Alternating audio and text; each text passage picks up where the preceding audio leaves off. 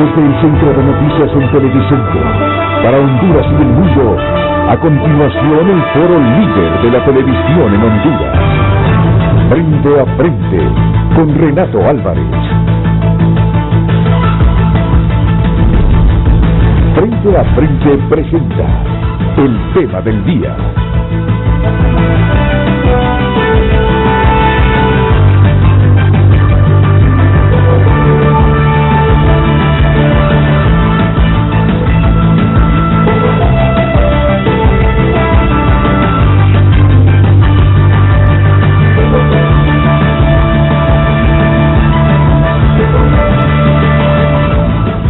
Hola, muy buenos días a todos. Bienvenidos a Frente a Frente. No lo digo por vanidad, sino porque es una costumbre desde pequeño. Desde que tenía 5 años, porque yo me acostumbré a escuchar siempre la radio. Y me encantaba escuchar emisoras de onda corta. Entonces, yo me oxigeno todas las madrugadas leyendo los medios digitales, los periódicos de papel con sus páginas digitales, los medios estrictamente digitales, repasando ahora que tenemos en TVC Play la repetición de todos nuestros programas noticiosos, las fallas del día anterior, porque hay veces que uno sale del noticiero, me refiero al TN5 Estelar, diciendo este es el mejor noticiero que he tenido en los últimos tiempos. Pero cuando ya uno revisa el programa, empieza a encontrar los errores. Y justamente para eso es que lo hago. Revisar, para no creer que todo se hace a la perfección e ir corrigiendo los errores día a día. Pues en esa costumbre de monitoreo, yo paso monitoreando canales argentinos, canales colombianos, canales españoles, hasta donde me da el español, en territorios de toda la geografía mundial, después escuchando canales en inglés para medio entender, que es una de las frustraciones mías, es una de mis principales frustraciones. No obstante que desde los 6 años mi padre me puso un maestro particular, el director del colegio de mi pueblo, para que me enseñara inglés, Urbano Valiente, que de Dios goce. Desafortunadamente me metí muy pequeño a la radio y la radio me cooptó, pero en el buen sentido de la palabra, y por más que me matriculé en el Instituto Hondureño de ICI, Instituto Hondureño de Cultura Interamericana, dejaba medio palo los cursos porque primaba más la radio. Les estoy hablando de mis 18, 19 años, entonces no aprendí mi inglés. Pues en ese monitoreo, hoy estuve desde muy temprano, les digo desde las 4 de la mañana, monitoreando televisoras argentinas, algunas partes de comentarios de las televisoras argentinas, periodistas de centro, centro izquierda, centro derecha. Si hay país que tiene a su periodismo dividido, unos defendiendo la causa de la derecha, otros defendiendo la causa de la izquierda, es Argentina. Pues la frase famosa es la de Alberto Fernández ayer en una conferencia de prensa junto a Pedro Sánchez, el presidente del gobierno español, cuando dijo que los mexicanos salieron de los indios, los brasileros de la selva y los argentinos descendieron de los barcos. Imagínese usted qué frase. Revise los periódicos digitales europeos y encontrará titulares como el racista de Alberto Fernández. Miren qué expresión, que él se la acreditó a Octavio Paz, pero no es de Octavio Paz, es de Carlos Fuentes, refiriéndose alguna vez a la arrogancia de los argentinos, a la soberbia de los argentinos. Y luego hay un grupo musical argentino que la tomó para ponerle notas musicales.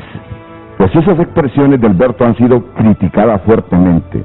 Los mexicanos salieron de los indios, revise los periódicos mexicanos, también hay serios cuestionamientos para Alberto Fernández.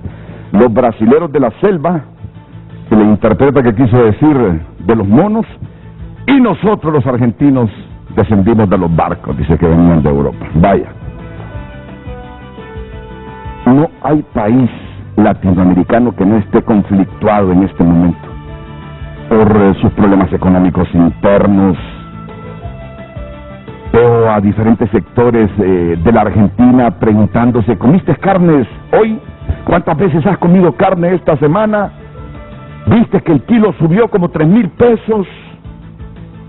Protestas por la vacuna, porque en cada sociedad hay expresiones o hay cuestionamientos de que hubo VIP, que hubo gente privilegiada que por estar en el poder se vacunó. Hay una famosa periodista o presentadora televisiva argentina, Susana Jiménez, que estaba en Uruguay, y hoy el titular es que se contagió de la COVID junto a su hija.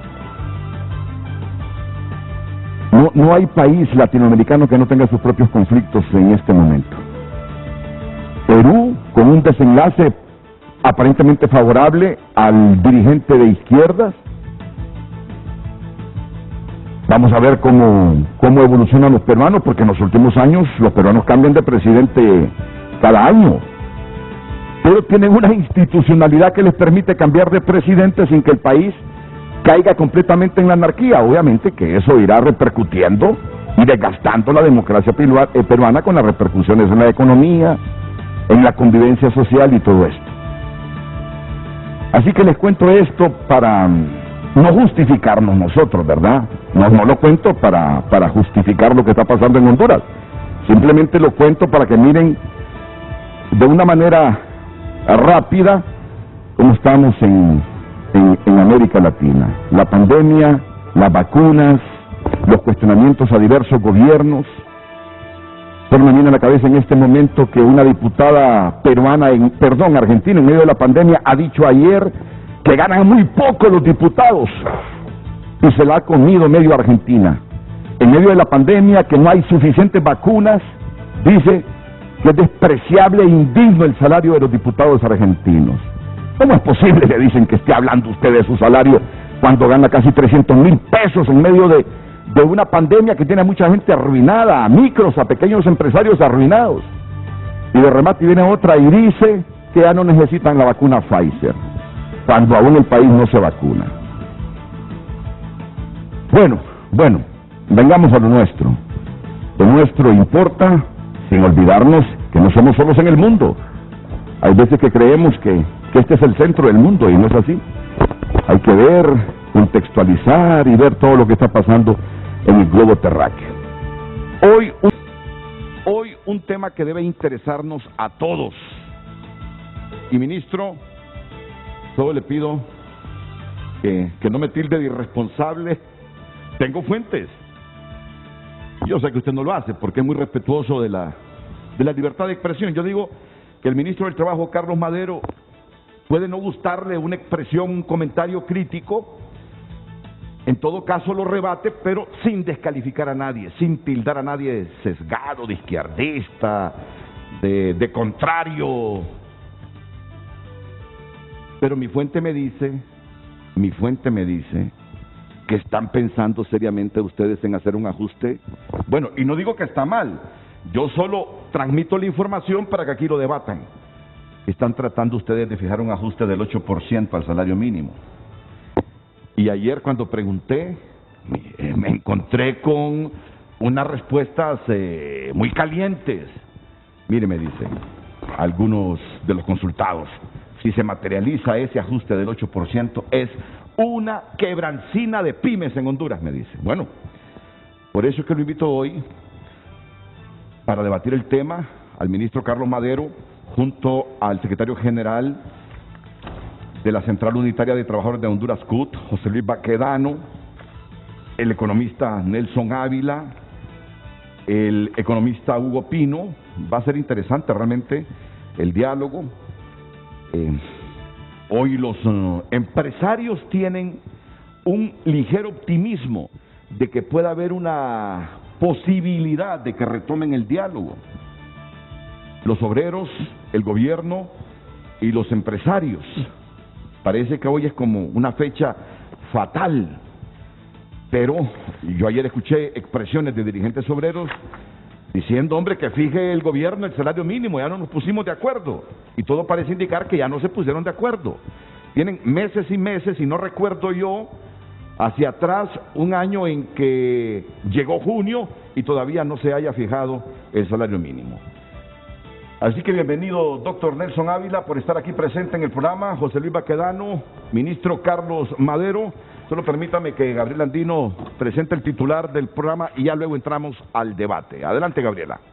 Gracias, licenciado. Muy buenos días a nuestros televidentes. Ya planteada la consulta de este jueves en nuestras redes sociales para que participe con nosotros en este interesante debate. ¿Y cómo le caería a la economía de Honduras un ajuste al salario mínimo del 8%? Esta es la pregunta, @frente a frente HN en nuestras redes sociales para que deje sus opiniones, preguntas y también sus comentarios. Le repito la consulta, ¿y cómo le caería a la economía de Honduras un ajuste al salario mínimo del 8%? @frente a frente HN, nuestras redes sociales. Y sé que hay miles de obreros que en este momento están diciendo, ni aún con ese 8% nos ajusta. Está desbordado el valor, el precio de la canasta básica, ni aún con el 8% nos ajusta para vivir con un poco de dignidad. Sé que hay obreros que han reaccionado de esa manera a la pregunta. Miren, la pregunta no lleva ningún sesgo, solo quiero un insumo en pantalla para partir de ese insumo no irresponsable. Puede ser que mi fuente no tenga la información completa, pero uno aprende a cultivar fuentes en las que confía. Aprende a cultivar fuentes en las que confía. Y me dicen que ese es un punto de partida, 7 u 8% de ajuste del salario mínimo. ¿Es cierto eso? Buen día, Renato. Bueno, en primer lugar, el tema del ajuste del salario mínimo es un tema que por excelencia debería resolverse entre obreros y patronos. Eso es el mejor ajuste que puede existir. Lo digo, bueno, ya no soy el ministro del Trabajo, pero tuve mucha experiencia como ministro de Trabajo. Entonces, ¿qué es lo que procura normalmente el Estado? El Estado, yo soy de los que piensa que entre menos interviene, debe ser mejor. ¿Por qué? Porque hace que las fuerzas productivas encuentren un consenso. Entonces, cuando las fuerzas, tanto el sector privado como los trabajadores, pueden llegar a pactar un salario, el gobierno de turno que le corresponda, pues simplemente se aboca a ese salario y a esas condiciones de ese salario. Eso había sido una práctica muy constante en Honduras. Bueno, teníamos bastantes años de haber llegado a negociaciones salariales de común acuerdo. Y negociaciones salariales que por primera vez eran plurianuales, que también para mí desde la perspectiva del mundo del trabajo son las mejores. Porque cuando yo tengo negociaciones plurianuales significa que pasan de un año.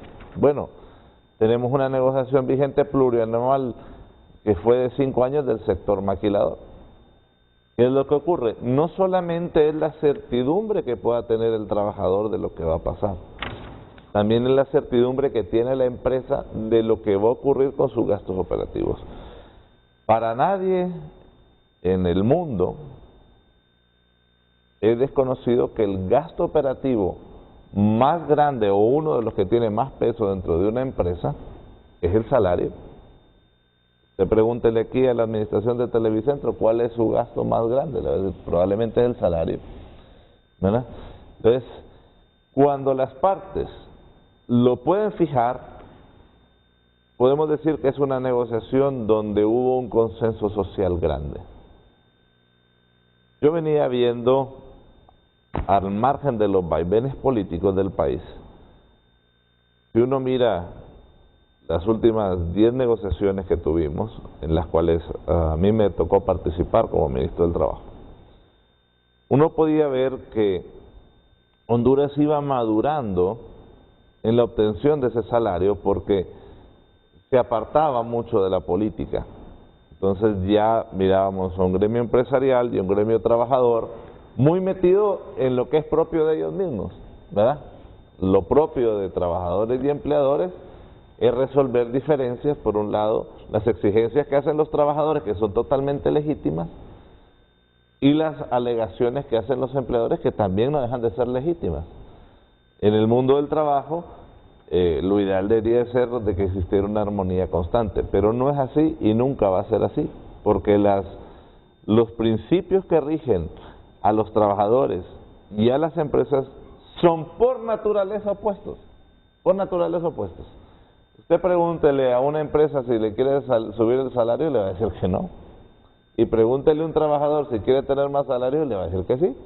O sea, ahí, por la propia naturaleza de los sectores, hay una divergencia. Ahí es donde confluye el diálogo social. El diálogo social es una herramienta fundamental en la vida productiva. Usted puso el caso de Perú y decía, ¿qué pasa? Que Perú hay un vaivén ahí que pasan presidentes a cada rato en la institucionalidad. Sigue funcionando, el país sigue funcionando igual. Eso pasa porque los sectores también, ¿verdad?, tienen esa responsabilidad. Acá, esa racha que yo esperaría que no se pierda, porque creo yo que es un mensaje de retroceso que no entren. Que no se consensúe hasta ahora el salario. Eso tiene que ver con reconocer cada una de las partes el problema del otro. Hay que ver el contexto en el que estamos. Honduras se encuentra probablemente en uno de los peores momentos de su historia de mercado laboral. Eso es una realidad que no se puede ocultar. La pandemia, como en Honduras y todos los países del mundo, tuvo un efecto tremendo en los mercados de trabajo. Esa es una realidad. Pero cuando uno tiene un efecto en el mercado de trabajo, lo tiene sobre las empresas y lo tiene sobre los trabajadores, ¿verdad? ¿Por qué? Porque cuando la empresa sufre la falta de ingresos, se traduce en desempleo o falta de ingresos. Ese contexto no es un contexto normal. No es un contexto normal ni aquí ni en cualquier lado, porque el contexto en el que estamos es distinto. Pero por lo tanto, la negociación, yo no he estado dentro de las negociaciones, ¿verdad?, porque no me corresponde ahorita, pero la negociación debe estar marcada por complejidades de ambos sectores, sin desmeritar que definitivamente se necesita un salario mínimo, porque esa es una realidad que tiene que existir. Ahora, que el salario mínimo tenga ahorita condiciones muy distintas a las de un año atípico normal en Honduras, porque ahorita no es un año normal, ¿verdad? Entonces, esas también son realidades que están ahí. Ahora, miren, yo estoy claro que si el ministro sabe que el presidente está pensando en hacer un ajuste del 8% al salario mínimo, no me lo va a admitir aquí. No me lo va a admitir. Yo creo que hay que ser responsable, Renato. No, por eso hice la introducción. Sí. Yo sé que usted es el ministro coordinador general de gobierno, Carlos Madero. Si sabe que por ahí va la decisión del gobernante, no me lo va a admitir aquí en el programa. El hecho es que yo quiero saber, José Luis Baquedano, ya se rompieron las negociaciones con el sector privado como para que el gobierno, ahora que estamos en el sexto mes del año, junio, se atreva a fijar el salario mínimo. Bueno, solo quería decir algo antes, Renato. Sí. Nosotros esperamos que este tema, que es un tema de interés nacional, no vaya a ser un tema que lo van a utilizar, que lo van a politizar, que lo van a utilizar como caballito de batalla para hacer política, porque este tema no debe tocarse desde este punto de vista. Para nosotros no es que se ha agotado, no es que hemos roto las pláticas, es que para nosotros se agotó ya el proceso. Ya no hay más que hacer. Ya tenemos más o menos como unos 3 meses que no se convoca. Hoy estábamos escuchando al ministro que en el transcurso de esta semana la próxima va a convocar, porque le hemos mandado varias misivas y ayer se le mandó otra nota donde se le exige que convoque a la comisión lo más pronto posible para cerrar el proceso, porque escuchábamos ayer lo que decía el titular del Ejecutivo, que ya tiene una comisión, va a nombrar una comisión para hacer los estudios correspondientes. Pero previo a eso hay que seguir un procedimiento que es el marco jurídico, que es la ley de salario mínimo, que manda que cuando no hay acuerdo entre las partes, lo que se hace es que se convoca a las partes, se levanta un acta donde se especifica que no hubo la posibilidad de llegar a un acuerdo, eso se firma y con una misiva se traslada al titular del Ejecutivo, en este caso el presidente de la República, que es el que tiene que asumir la responsabilidad.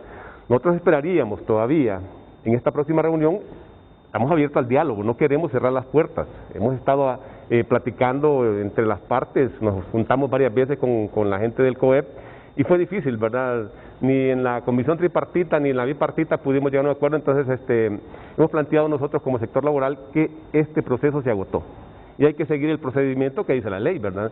Y que la decisión que pueda tomar el titular del Ejecutivo, en este caso el presidente, que sea dentro de ese marco de la ley. ¿En qué parámetros?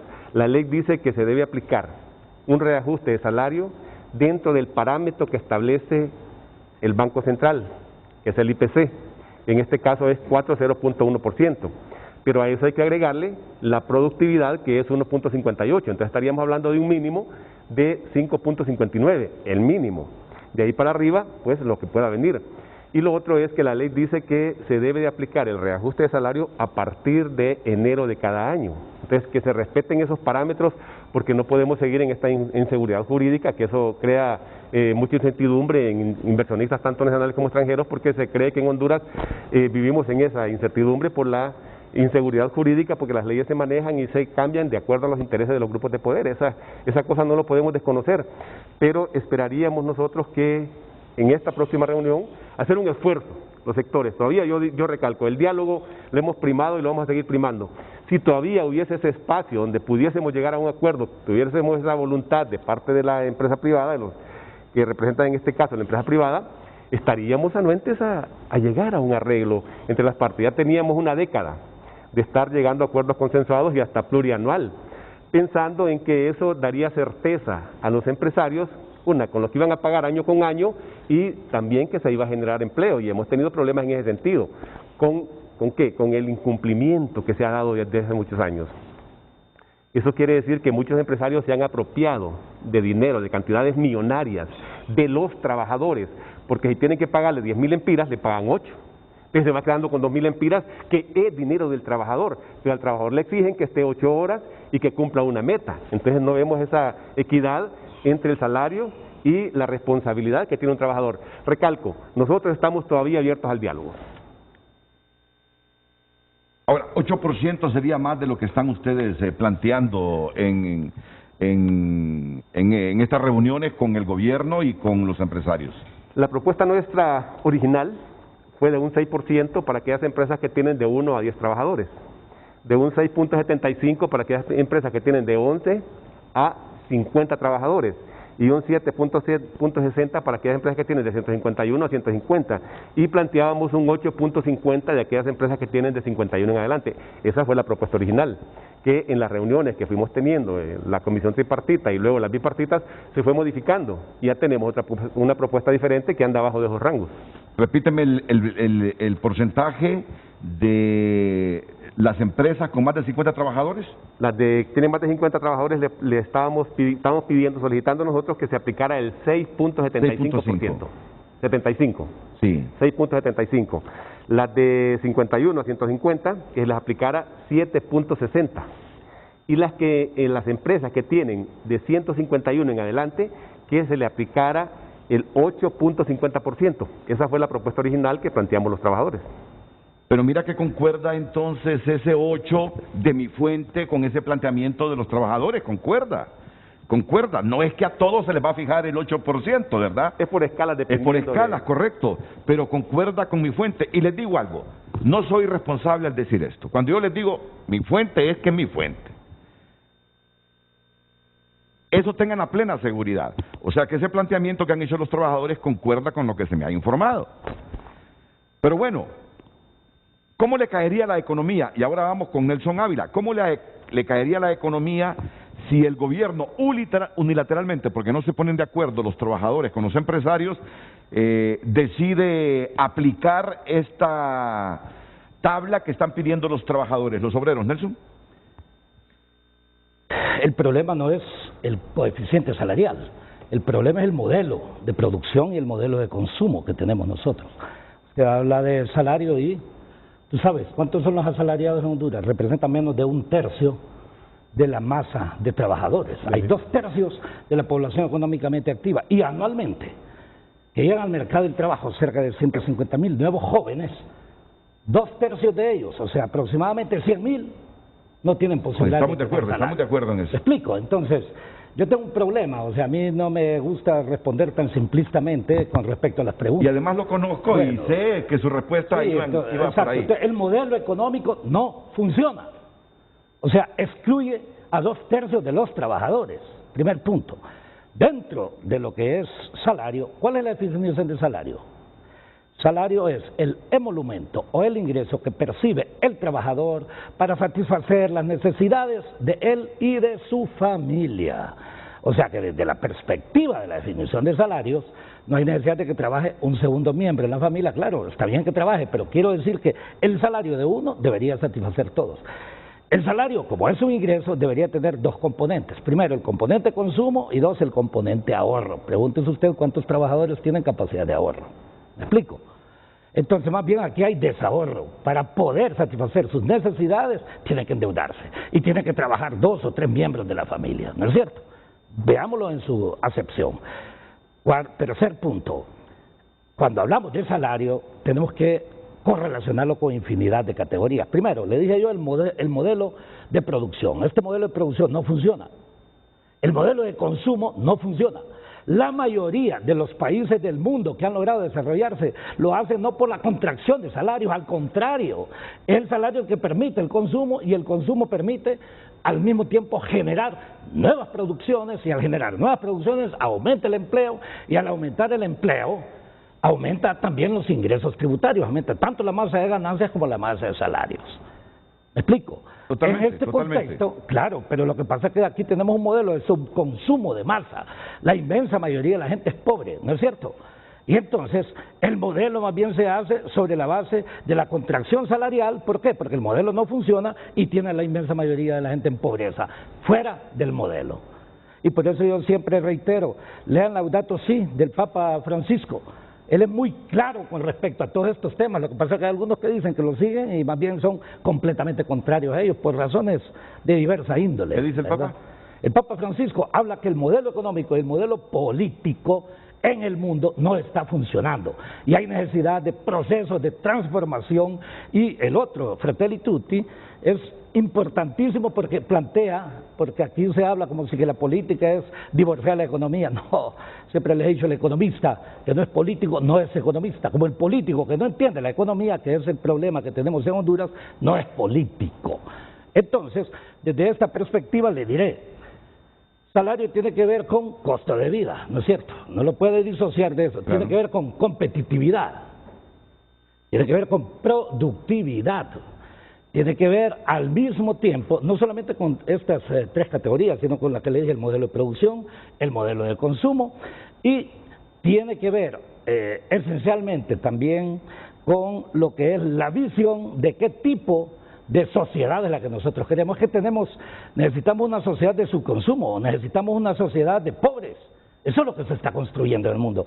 Le adelanto, y me extraña que ustedes hayan puesto esos coeficientes también ahí, porque el salario actual, ustedes han hecho estudios sobre la capacidad adquisitiva real del salario actual. No hablo solamente sobre el salario nominal, o sea, lo que la gente pueda ganar, 7.000, 10.000, 20.000, lo que sea, sino el salario real. El salario real en este momento significa, o sea, el salario real significa la capacidad de adquisición comparativa con respecto a otros años. En realidad, el salario actual tiene una capacidad adquisitiva equivalente a 25 años atrás. ¿Me explico? Y yo le puedo dar una... O sea que se quedó corto el sector obrero. No, es que ahora tampoco quiero o satanizar por el lado de los productores, me explico, o sea, los empresarios. Acá sin duda alguna un ajuste salarial y no hay productividad, no hay consumo, no hay un modelo que funcione, va a afectar las pequeñas empresas, sobre todo, en eso estamos claros. Entonces hay que ser inteligentes con respecto a esto. Ahora bien, es importante verlo. En una sociedad como la nuestra, es importante analizar la producción nacional en términos de 3 categorías que le determinan. 1, la masa de salarios. 2, la masa de ganancias. 3, los impuestos indirectos. Le adelanto, esta sociedad, cuando analizamos en esa perspectiva, la masa de ganancias en Honduras llega a ser aproximadamente el 40% del Producto Interno Bruto. La masa de salarios llega a ser aproximadamente el 50%. Y la masa de impuestos indirectos casi 10%. Esto significa, si usted se fija, 40% para una enorme cantidad de miles de personas, en tanto que el otro es un 50% aproximadamente para pocas personas. Entonces, el modelo es excluyente. El problema también radica, y aquí le termino, porque si queremos averiguar un poco sobre las bases del problema, cuando nosotros hemos constituido un modelo improductivo, un modelo importador, un modelo que se basa al mismo tiempo en la especulación, porque ese es el modelo económico que tenemos en Honduras. También un modelo monopólico en algunos sectores. En algunos sectores monopólico, ¿verdad? Y sectores determinantes en nuestro país. Y no se hace nada frente a ello. Entonces, el problema lo tienen, por un lado, los empresarios, que realmente son empresarios, no me refiero a aquellos que invierten en ciertos sectores y no arriesgan absolutamente nada, ¿verdad? Más que invirtiendo en políticos para que sean diputados y les hagan sus leyes, o invirtiendo en presidentes que les permiten también garantizar, sin duda alguna, máxima acumulación. No me refiero a eso, esos no son empresarios, pero son los que dominan. No, correcto, Nelson, a mí me gustaría... me disculpa, pero es que... es que la economía, por eso le digo, yo sé. Claro, yo lo invito para escucharlo. Bueno, pero está hablando lo mismo que el suministro en términos de tiempo, sé que es un hombre que tiene una visión económica, que hay que escucharla. Sí. Y yo soy un ciudadano que pretendo, en realidad, contribuir con la nación para que vea el problema en su complejidad y no en su simplicidad. Claro. A mí me gustaría que el modelo fuera más eficiente. No, es que no solamente me gustaría, vea, el problema es de concepción. Entonces, acá, vea, al conversar pareciese que fuese un problema entre empresarios y asalariados. Me explico. El problema es mucho más complejo que ese y hay necesidad de buscar solución para ambos sectores. No, totalmente de acuerdo con usted, pero tenemos un problema real. Es que no se han puesto de acuerdo ni los obreros ni los empresarios. Estamos en el mes de junio y casi le apuesto que si hace un ajuste al salario mínimo, van a decir a partir de este mes, si se fija en este mes, o a partir de julio, si se fija a partir de julio, claro, pero no con carácter retroactivo. Y ahí va a haber otra polémica, solo permítame, José Luis.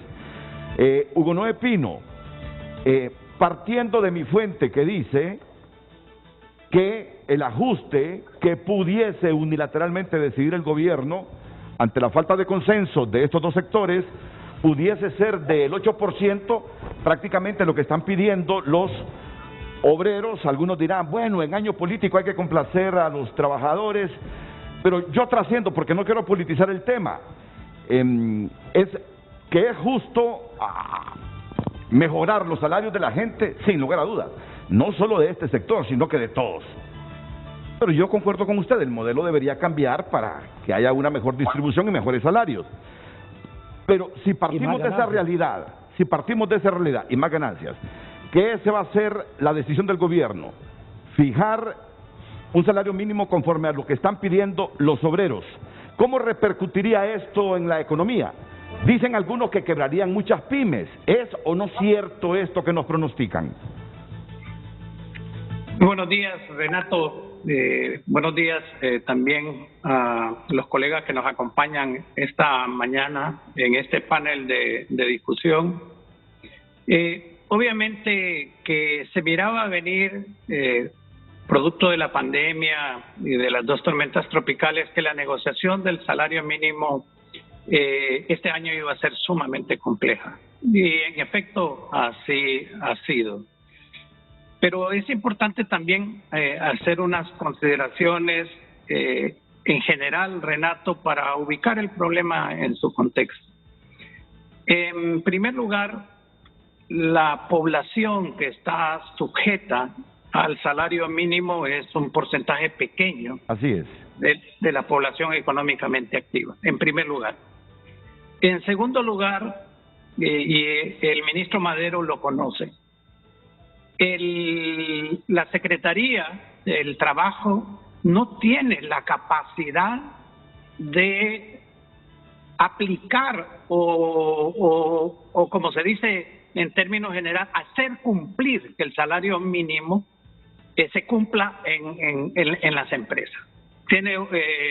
La Secretaría de Trabajo tiene un presupuesto sumamente bajo que no le da realmente capacidad de... Entonces, por una parte el porcentaje de población, por otro el cumplimiento del salario mínimo. Ahora, si dentro de esos parámetros hablamos de que si el 8% es algo que la economía puede soportar, por ejemplo. Obviamente José Luis señaló de que estos aumentos no son realmente generales.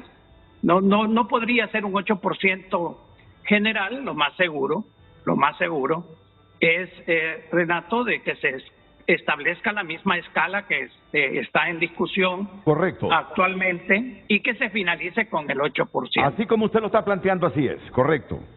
¿Verdad? Entonces, ¿cuál va a ser realmente el impacto? Yo no creo que el impacto sea sumamente negativo, siempre y cuando se establezca un porcentaje razonable para la pequeña y mediana empresa, porque esa preocupación sí es válida. Creo que está en los empresarios y está en los trabajadores.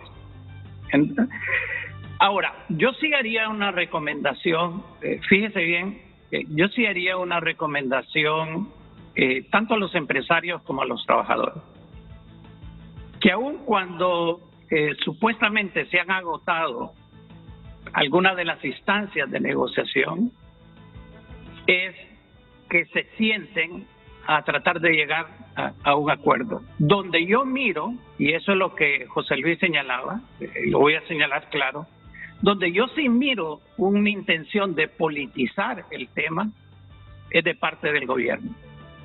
¿Por qué razón?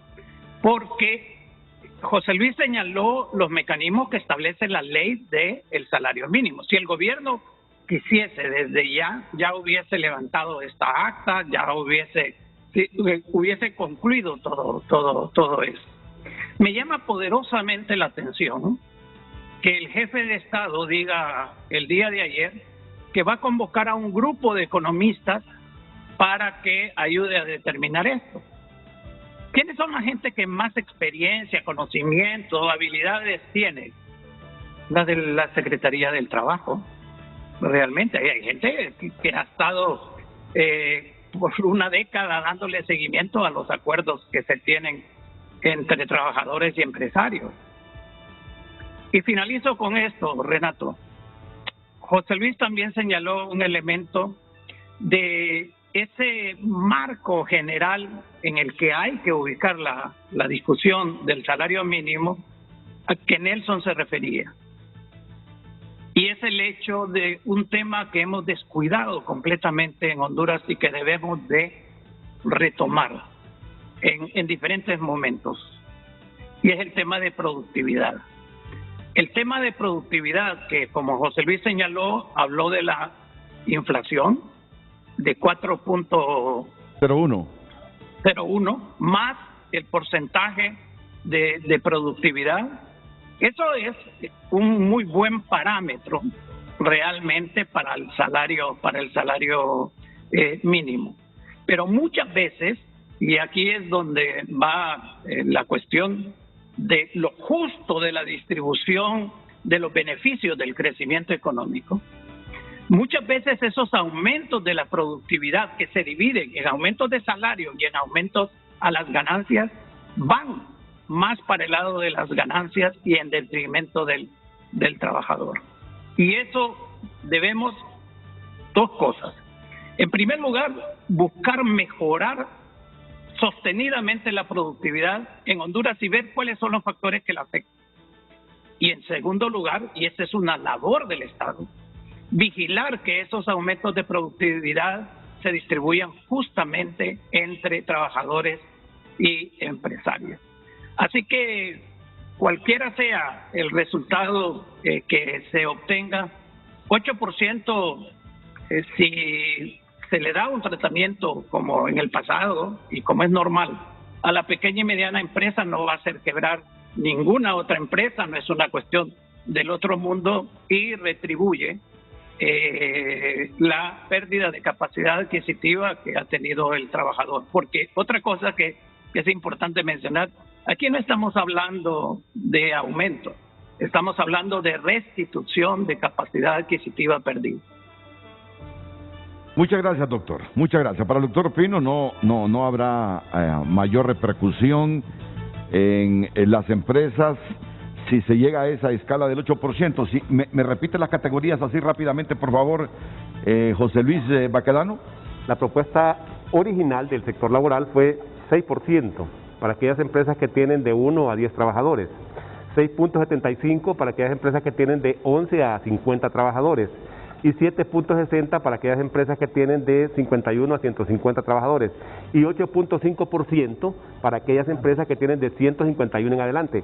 Esa fue la propuesta original que en las negociaciones, en las discusiones, fue variando, quedamos hasta un 6%, la más alta, y un 4,0% la más baja, porque hemos sido consecuentes y conscientes. Ustedes pueden analizar y estudiar todas las 10 negociaciones, los 10 años que hemos tenido de estar negociando consensuadamente. Siempre le hemos dado un trato preferencial a la MIPYME. Es a la MIPYME a la que siempre se le han aplicado los porcentajes más bajos, pensando en estas pequeñas empresas, que algunas son de empresas familiares, y hay que reconocer que la pequeña y la mediana empresa es la que más genera empleo en el país, genera el 75%, la gran empresa solo genera el 25%, entonces aquí los que se van a ver afectados con una posición que tenía el COEP, hacia abajo no se aplicara ningún porcentaje, y que se aplicara un porcentaje del 4.01% a las empresas que tienen de 51 en adelante. Nosotros hemos dicho, no se puede dejar fuera de este reajuste, porque es un reajuste, no es un aumento a ningún segmento de la población, y básicamente nos planteaban el tema de la agricultura, donde apenas a un trabajador le pagan 4.000 empiras o 5.000 empiras, ni siquiera le pagan, yo recalco, ni siquiera se paga el 100% del salario mínimo. Es ahí donde el empresario se apropia de cantidades millonarias de dinero de los trabajadores, pero sí le exige al trabajador que cumpla con su jornada, que cumpla con su meta, pero el empresario no quiere cumplir. Eso también se convierte en una competencia desleal, versus este que no paga salario mínimo versus el que paga salario mínimo. Entonces tiene más rentabilidad, más ganancia el que no paga. Bueno, te estaba escuchando, pero al mismo tiempo recordando un documental que vi hoy en la madrugada sobre Singapur. Hace 60 años, un país pobre, pobre como nosotros, en 60, 70 años, se ha convertido en un país poderoso económicamente. Dicen que es una ciudad-estado, pero no. Hay una isla grande donde está la capital, Singapur, y hay islitas pequeñas, pero no pasa de 6 millones.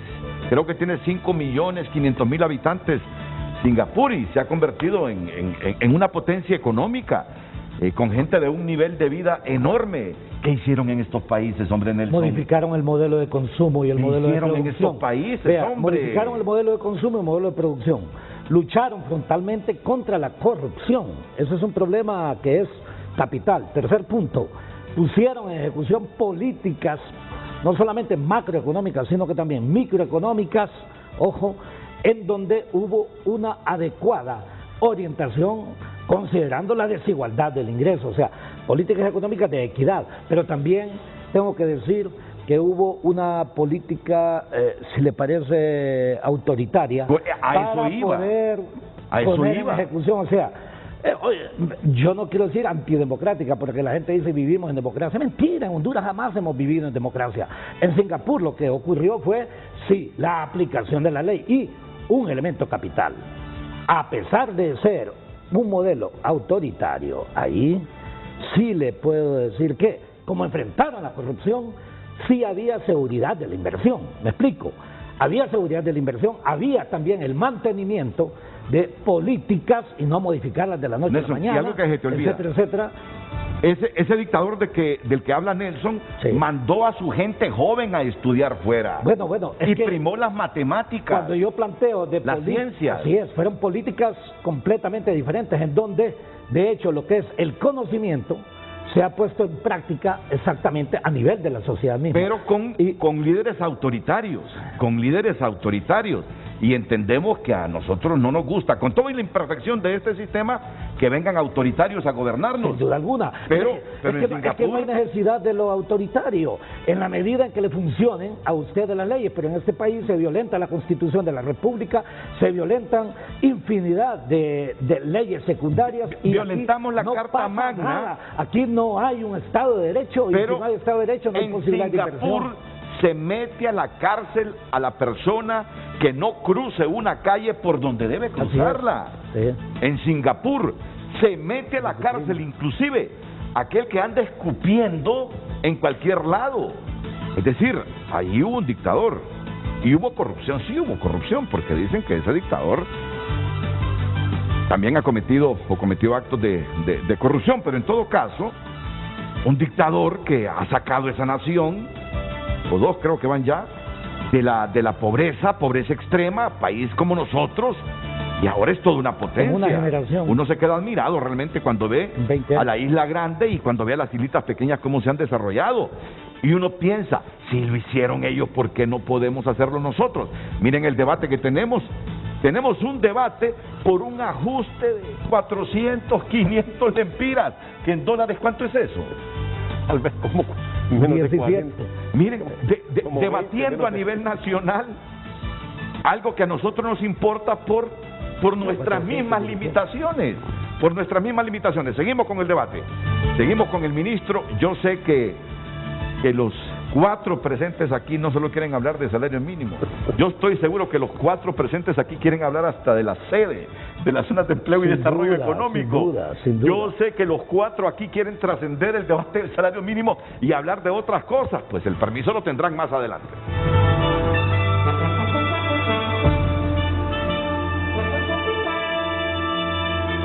Hoy en Tu Nota es presentado por Banco de Occidente. Apoyando al pequeño de hoy, hacemos el grande del mañana. Banco de Occidente nos permite conocer la actualidad noticiosa nacional e internacional a través de nuestro portal tunota.com. Deuda pública de Honduras alcanza los 14.655 millones de dólares, equivalente al 59.6% del Producto Interno Bruto. Los que alientan la sede no se dan cuenta del daño que le están haciendo al país. Nos comenta Maribel Espinosa, lea toda la nota. Ministerio Público emite orden de captura y aseguran bienes a abogada implicada en el desfalco del Seguro Social. ¿De quién se trata? Puede entrar a nuestro portal y conocerla. Honduras reporta 27 nuevos decesos a causa del COVID-19. Cifra total asciende a 6.559. Toda la actualidad noticiosa nacional e internacional es traída a ustedes gracias a Banco de Occidente en nuestro portal tunota.com. Soluciona al instante con nuestro adelanto de salario en Occidente en línea, Occidente Móvil, ventanillas a nivel nacional. Solicítalo ya. Banco de Occidente, apoyando al pequeño de hoy, hacemos el grande del mañana. Hoy en Tu Nota fue presentado por Banco de Occidente. Apoyando al pequeño de hoy, hacemos el grande del mañana. Le recordamos además el tema del día y cómo le caería a la economía de Honduras un ajuste al salario mínimo del 8%, @frente a frente HR, nuestras redes sociales en Facebook y Twitter para que participe con nosotros. Hacemos una pequeña pausa comercial, pero ya regresamos.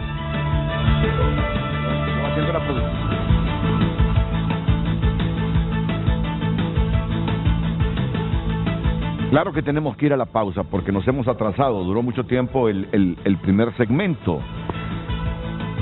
Yo le decía al ministro, y no se lo decía en broma, ministro, le digo, seguramente usted no me va a dar toda la información porque cuando se está en negociaciones es obvio que no se va a abrir. Él no es el secretario del Trabajo, es el secretario coordinador general de gobierno, pero es un cargo que se da cuenta de todo. Y seguro que él se da cuenta que ante el impasse que hay entre obreros y empresarios, al final el gobierno va a terminar fijando el ajuste al salario mínimo. Y seguro que a él le van a consultar. Seguro. Puede haber un ministro de Trabajo. Pero seguro que a él le van a consultar por toda la experiencia que tiene ya negociando salarios mínimos. Y le decía, y esto sí se lo decía en broma, que él se estaba preguntando en este momento, ¿cómo se dio cuenta, Renato, que vamos a fijar el salario mínimo en un 6 u 8%? 6, 7 u 8%, como lo han planteado los trabajadores. Miren, eso que nombraron una comisión, con todo respeto lo digo, es una interpretación mía y puedo estar equivocado. Me parece es como para orar la píldora, que ya el presidente sabe en cuánto va a fijar el salario mínimo. Y dijo, voy a nombrar una comisión, teniendo a un ministro de Trabajo que tiene bastante experiencia. El joven Olvin Villalobos. Digo que tiene bastante experiencia, conocimiento, porque yo le he traído aquí y uno percibe la gente que es sensata y que tiene conocimiento, que estudia, que persevera, que se quema las pestañas. Entonces yo le hacía esa broma no, demandaba de él más información y él me decía, bien facilito dice, empezar a debatir cuando ya en pantalla está que el gobierno posiblemente fije en 8% el salario mínimo. Algo sí les digo, yo creo que lo mínimo, ahora que estoy viendo la última propuesta de los obreros, va a ser 6% de ajuste en la última escala, unilateral. Ya escucho al ministro que quiere hablar en este momento, don Carlos Madero. Inmediatamente después de estos consejos, es que me he atrasado un poquito con ellos.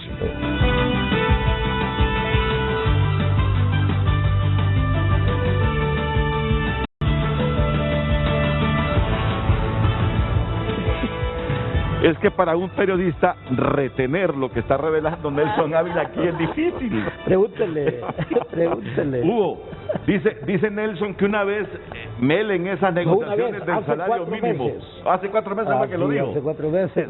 Dice que Mel Zelaya le dijo a Nelson Ávila, mira Nelson, le dice, vos fuiste el último, vos fuiste el único progresista que tuve en mi gobierno, dice Hugo Pino, neoliberal, hombre, le dice. Sí, es cierto, y así se lo había dicho realmente a otro grupo una vez que vino siendo presidente con el Banco Mundial. Le dijo, no, si Hugo Noé antes era progresista, pero ahora era neoliberal. Obviamente él siempre lo señala en broma, ¿verdad? Siempre hemos tenido una posición desde el punto de vista de económico bastante progresista y bastante inclinada a tener un Estado fuerte, eficiente y en beneficio de la mayoría. Aquí yo emití una expresión y José Luis Baquedano y Nelson Ávila ni siquiera me dejaron terminar. ¿Y cuál fue? Yo le estaba diciendo al ministro Madero, le digo, en un año político todo puede suceder, le digo. En un año político todo puede suceder. Y le digo, mire Mel, ¿cuánto incrementó el salario mínimo antes de la cuarta urna? Le pregunto a José Luis Baquedano, ¿cuánto fue, José Luis? 60% al salario mínimo. Y salta Nelson y dice, pero era justificable, Renato. Y me dice José Luis, igual creo que era justificable, dice. Y empiezan a argumentar ese ajuste del 60% que le hizo Mel el último año del salario mínimo, el penúltimo fue. Sí, el penúltimo aún así quedó desfasado con respecto a la capacidad adquisitiva, equivalente a 1900. Entonces, yo no descartaría 8%, no descartaría 6%, aún y con la situación económica crítica que estamos atravesando, ministro. Mire, Renato, en primer lugar, es correcto lo que decía José Luis Baquedano. El salario mínimo tiene un procedimiento legal. Se tienen que agotar las vías del diálogo formalmente para que un gobierno pueda resolver un salario. En Honduras, si uno revisa la historia, históricamente siempre resolvían el salario los presidentes. Siempre, ¿verdad? Cuando uno mira la vida democrática de Honduras, uno dice, bueno, la mayoría de veces la resolvió un presidente, porque no hubo acuerdo entre las partes. Tenemos más de 10 negociaciones de acuerdos consecutivos entre las partes. Y anualmente se van resolviendo, se han ido resolviendo. La antepenúltima negociación de salario que tuvimos nosotros, que yo participé, que quiero destacar la prudencia con la que se manejaron los trabajadores y los empleadores, iba a caer año político. Y en aquel tiempo tomamos la decisión por primera vez negociar por un año, no más, que pasara el año político la negociación, para que no se volviese política la negociación. Mire hasta dónde el diálogo social trae buenos beneficios. Pero este año es diferente. Este año es distinto. Pero está en las manos todavía de los dos sectores. Nosotros, Renato, estamos listos para definir el salario mínimo. No sé cuál es su fuente, ¿verdad? Porque no es la mía, y quiero decirlo aquí públicamente. Pero lo que él dice es cierto, ¿verdad? Aunque no sabe la fuente. Yo le decía que cuando pusieron nuevos porcentajes ahí en la pantalla, yo dije, pues es más fácil para mí hablar. Y se está sonriendo, como diciendo, es cierto, pero, lo que pasa es que con la mascarilla no se nota la sonrisa. Pero uno tiene que ser realmente prudente en lo que y yo como funcionario lo tengo que hacer. Yo no puedo decirle ni que es cierto ni que no es cierto, porque estamos entrando ahorita en una evaluación de todos los escenarios. Primero se evalúa la propuesta de los trabajadores, la propuesta de los empleadores, las negociaciones vigentes, que hay negociaciones vigentes. Tenemos una negociación vigente del sector maquilador ahorita. Se evalúa la productividad más la inflación, que yo no lo puedo negar. Yo fui parte de la construcción de la fórmula con la que se negocia el salario mínimo, ¿verdad?, antes de que fuera secretario de Estado. Y yo creo siempre que el diálogo entre las partes ha primado sobre cualquier cosa. Yo les decía que ahorita tampoco no es fácil resolver un salario mínimo. No son las condiciones normales de la economía y tenemos que entender que eso está así. Honduras está pasando un problema económico grave y una desestructuración del mercado de trabajo impresionantemente grave. Para darle un ejemplo, el COVID, el número de personas que se suspendieron por el COVID, medio millón, es casi 400,000 personas. La tasa de desempleo abierto se duplicó. Entonces, uno no puede ser irresponsable. Y yo quiero mandar este mensaje a la población, a los trabajadores y a los empleadores. No podemos ser tampoco irresponsables en esa toma de decisiones. Yo creo que es una toma de decisión que tiene que tener mucha cabeza, porque más que pueda ser política, tiene que ser responsable. Y eso yo quisiera decírselo realmente, porque no son condiciones normales que yo creo que ningún gobierno que le tocase estar, bueno, el gobierno del presidente Flores le tocó estar en un acontecimiento de catástrofes naturales como las que están aquí, que no nos hace tampoco una decisión estrictamente desde el punto de vista político. Yo creo que hay que ser responsables. Entonces, ¿que tenemos que tomar la decisión? Mire, la vamos a tomar, pero que va a ser una decisión responsable, la vamos a hacer. Por ejemplo, el tema de la microempresa. El 70% de los empleos de Honduras los generan los microempresarios. Si se toma una mala decisión en la microempresa, el efecto que puede generar en el sistema económico es brutal, porque si bien es cierto, hay que aceptar una realidad, y efectivamente en eso el doctor Nelson tiene toda la razón. En Honduras no son la mayoría los que ganan el salario mínimo. De hecho, el valor de incumplimiento es altísimo en Honduras. Pero siempre el salario mínimo genera, aunque no se pague el salario mínimo per se, que está legalmente hecho, genera un incremento en la masa salarial siempre. Nosotros lo medimos en el Ministerio del Trabajo todos los años. Entonces uno ve que aumenta el salario mínimo, de repente el incumplimiento está en 40, 50, 60%, pero siempre aumenta la base de ingresos de todo el país. Entonces, cuidar ese segmento, que es el segmento más dañado de la economía, es algo que es vital. Por lo tanto, no es una decisión estrictamente política, yo se lo quiero decir, es una decisión que tiene que tener un factor técnico sumamente alto, porque no podemos pensar un establecimiento de un salario mínimo solo políticamente ahorita. Yo le quiero decir no algo, sería ministro. responsable. Yo le quiero decir algo. Y eso y lo digo con toda categoría, porque me tocó ser ministro del Trabajo, y hay que ser responsable. Pero la experiencia nos dice que en año electoral la cabeza de los políticos se vuelve loca. Y hay algunos En año que lo electoral pretenderían utilizar para preparar su segunda reelección. la cabeza de los políticos se vuelve loca. Se vuelve loca. Y aunque José Luis y aunque Nelson me diga que fue justificable lo de Mel, y yo como obrero posiblemente esté de acuerdo con ustedes, hombre. Claro que cuando hay ajuste al salario mínimo repercute en mi salario también. Y vea, repercute en mi vea el salario. impacto en la economía. Crecimos a tasas de 6.7%, aún es. Partamos de esa premisa, que en año electoral la cabeza de los políticos se vuelve más loca de lo que generalmente es. El puntito clave es, Mel subió 60% al salario mínimo, repercutió eso en las MIPYMES. Si esta vez le suben 6 u 8%, José Luis, va a repercutir en las MIPYMES, Porque se nos dice que muchas van a terminar de quebrar y de deteriorarse.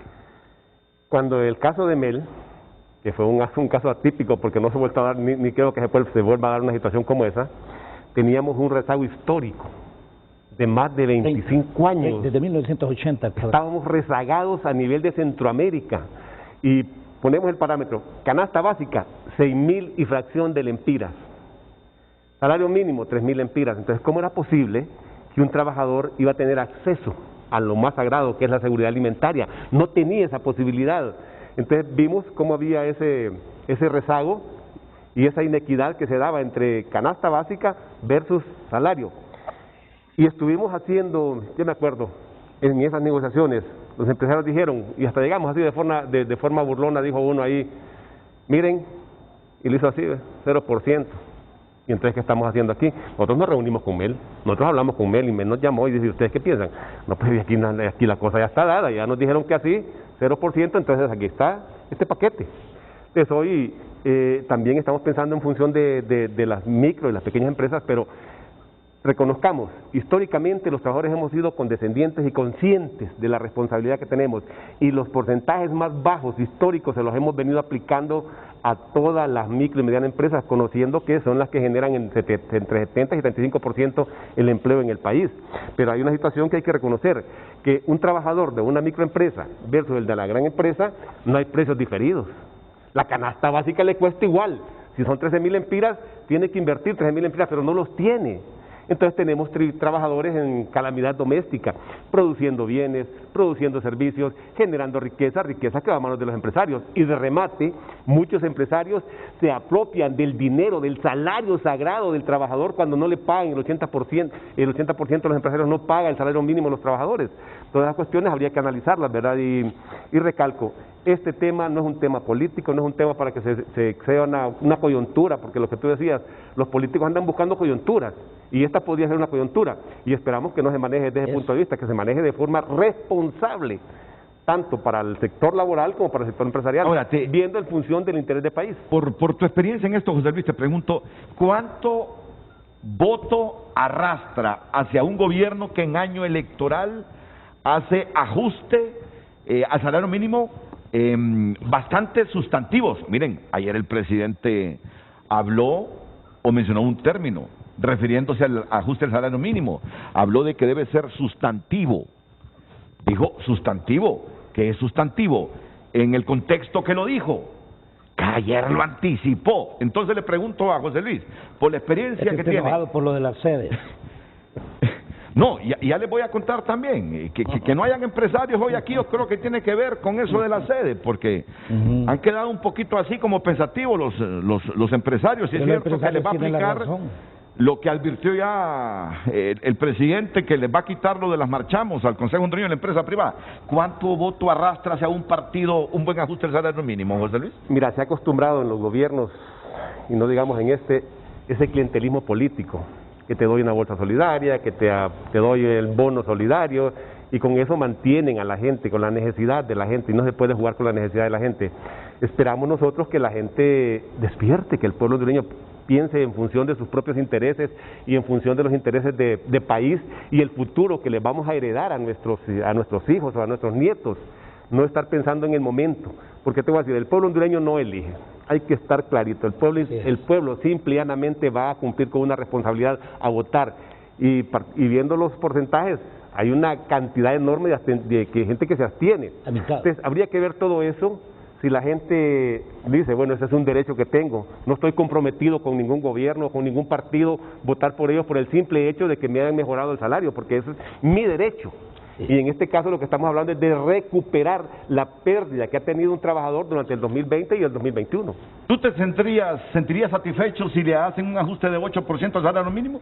Para nosotros sería muy bueno. Porque eso fue el máximo que pidieron ustedes para la última categoría. Nelson nos decía que con los porcentajes que planteamos nos quedamos cortos, pero es que viendo la realidad, ¿verdad? Esta es una negociación atípica, un año 2020 atípico, el tema de la pandemia todavía sigue siendo desastres, el tema de los huracanes hizo desastres en el país, destruyó todo el aparato productivo, pero un 8% para nosotros es muy bueno. Pero mira que este presidente, por la situación, por la posición coyuntural en que se encuentra, si otorga el 8%, Si enchuta, vamos a ver, quiero asociar la frase, quiero asociar la... Sí, Si enchuta pierde, si enchuta pierde, si no, y si no enchuta pierde.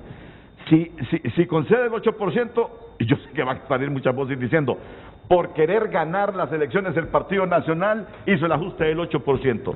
Y si no lo hace, miren qué presidente que no hizo el ajuste. Es un presidente que está en una situación complicadísima, Nelson. No, pero conociendo la psiquis de él, lo va a utilizar para ir preparando la justificación de su segunda reelección, que espero que no sea, porque si no va a ocurrir el mismo escenario en noviembre del 2017. 23 personas murieron según la ONU, y no se justifica que por violar una constitución muera aunque sea un ciudadano de Honduras. Le voy a decir algo sobre esto.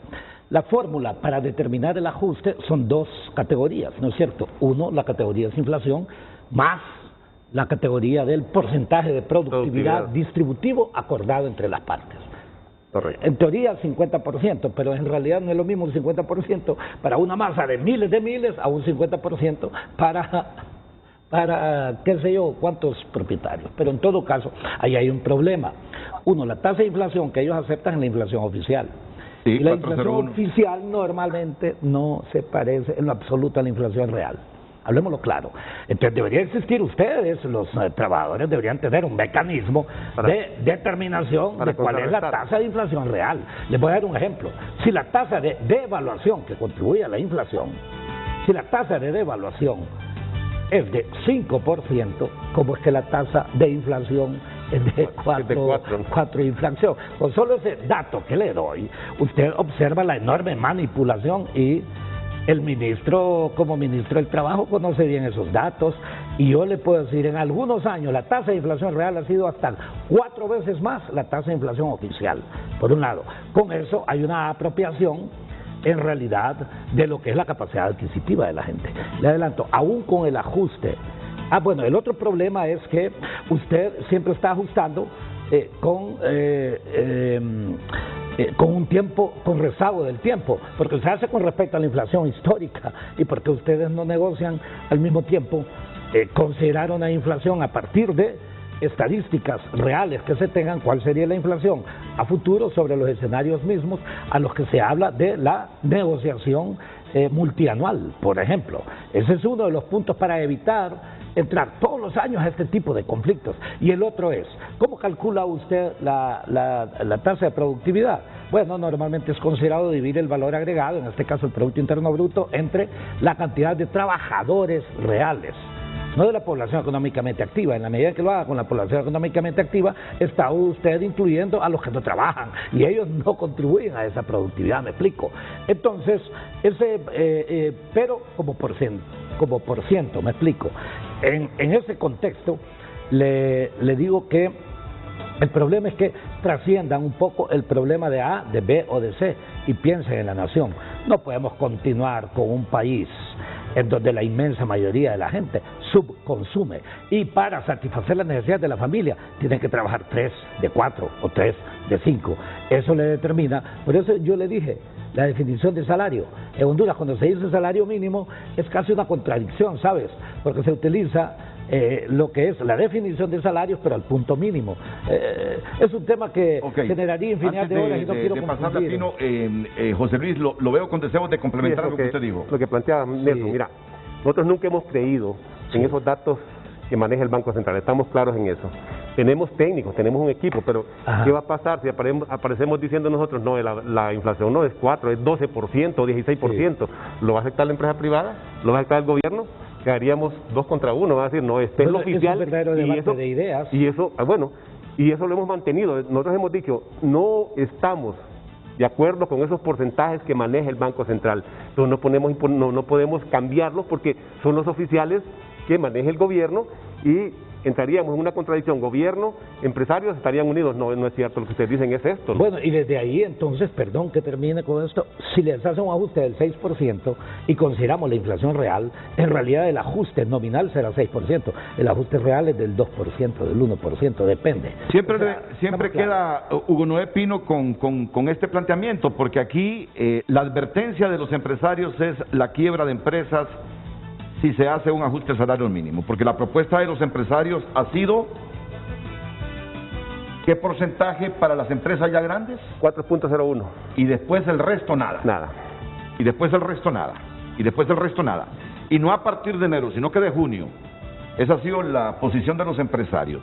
Por eso es que estos extremos, obreros y empresarios, han evitado que consensúen, que esta vez lleguen a un acuerdo.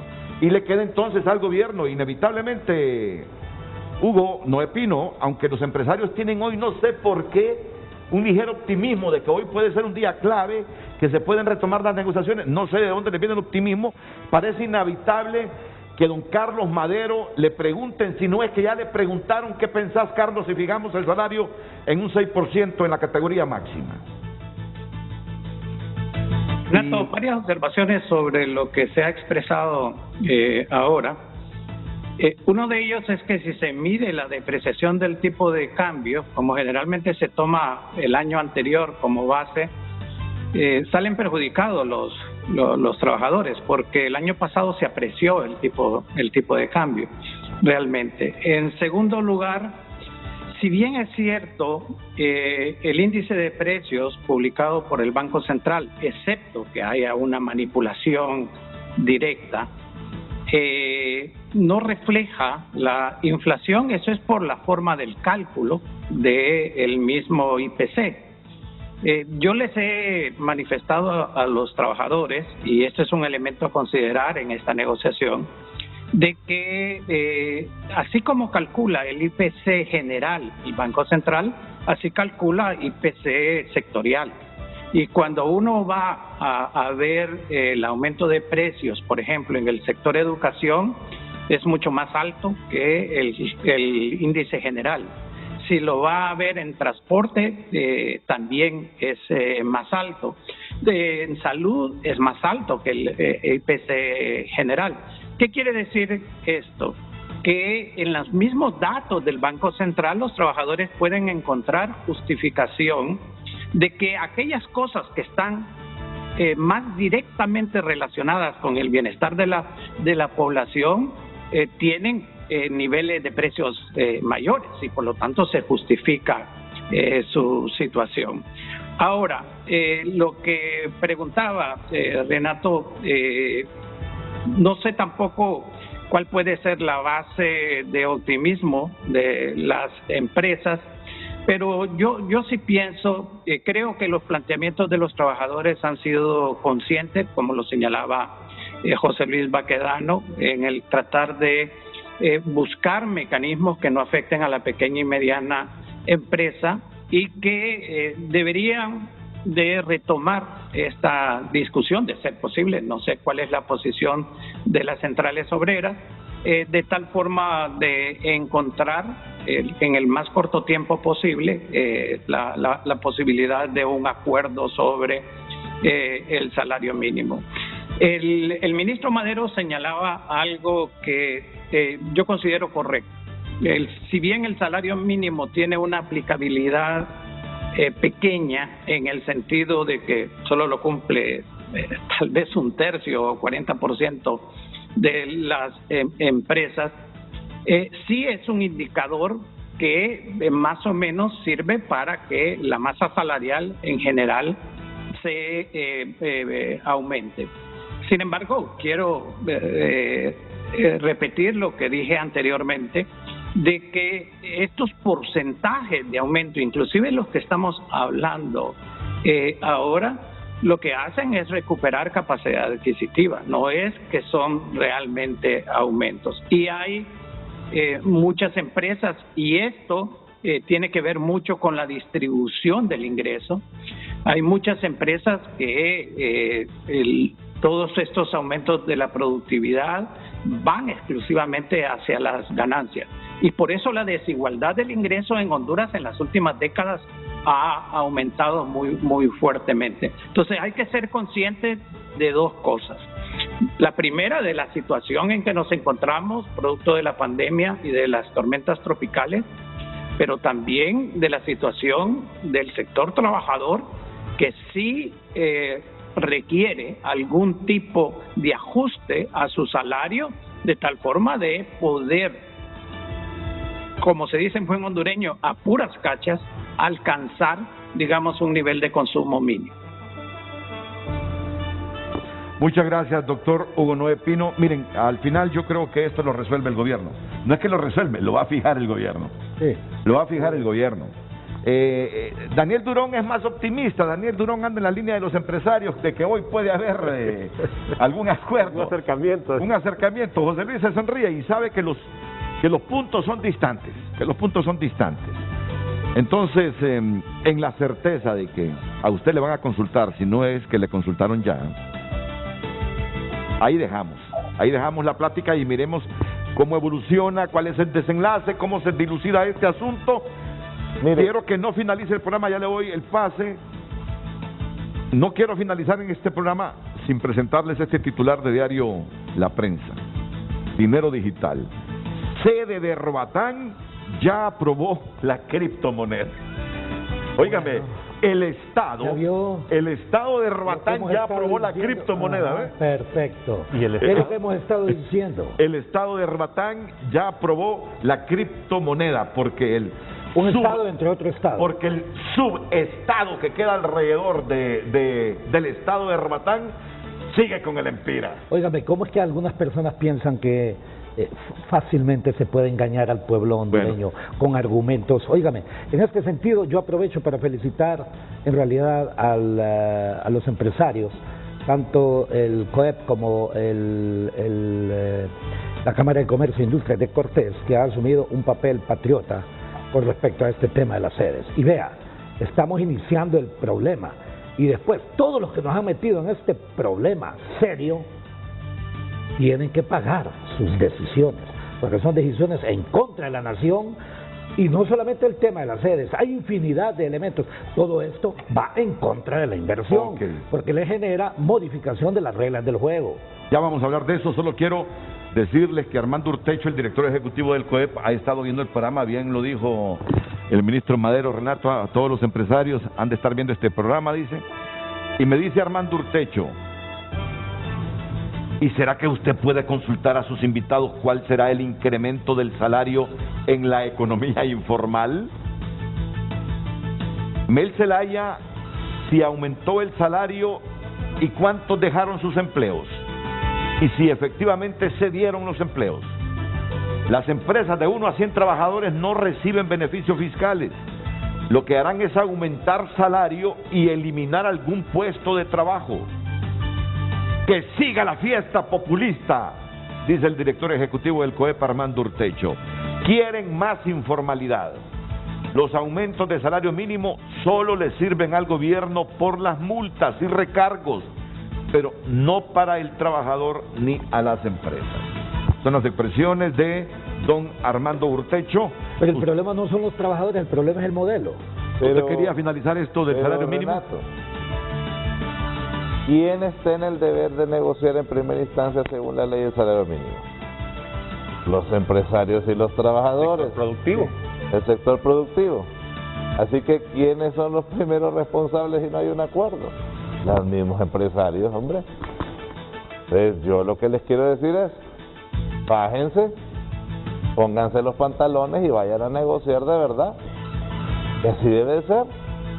No vengan entonces después a decir cuál es el salario mínimo que fijó el gobierno cuando en las manos de ellos estaba la posibilidad de fijarlo. Dígame usted. Entonces, el gobierno tiene que fijar el salario mínimo porque las partes no se ponen de acuerdo. ¿Y por qué no se ponen las partes de acuerdo? Porque no quiere ceder uno ante la propuesta del otro.